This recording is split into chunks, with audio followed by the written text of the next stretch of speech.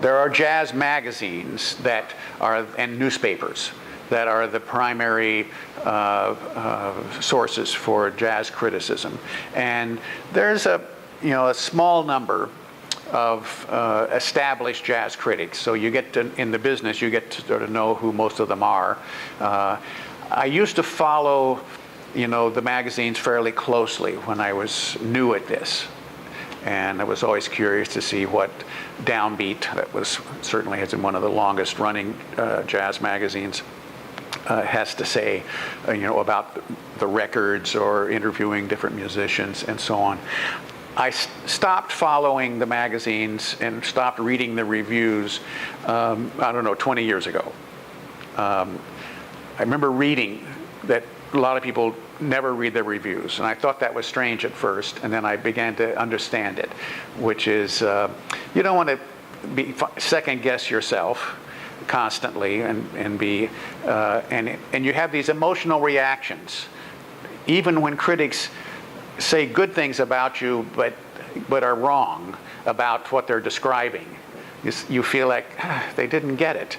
They were impressed by how fast I played, but they missed the fact that this was one of my best solos ever because of the melodic, development that I had going. I mean, this is the problem with the artist and the critic, is that the critics are often making assumptions and guessing as to what they think was going on in your mind, or what was going on between the musicians, at the making of this particular music. And so it's sometimes unsettling, I'll say, to read it, to read about it, and feel like you're not really being understood. I have a simple philosophy about criticism.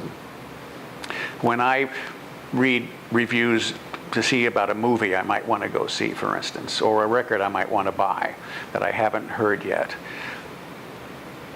I do want to find out whether the critic liked it or didn't like it.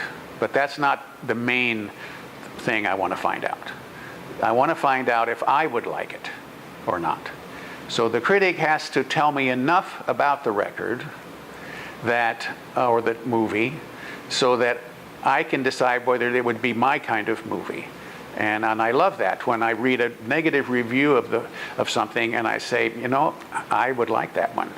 And though this guy didn't, and I can see why he didn't, but I can tell by all the things he's saying are in it that this is exactly the kind of movie that I'll probably like, or vice versa. So my advice to critics is make sure you put the emphasis on conveying what's in the work, so that the reader can assess it from their own perspective, not only yours, but their own as well.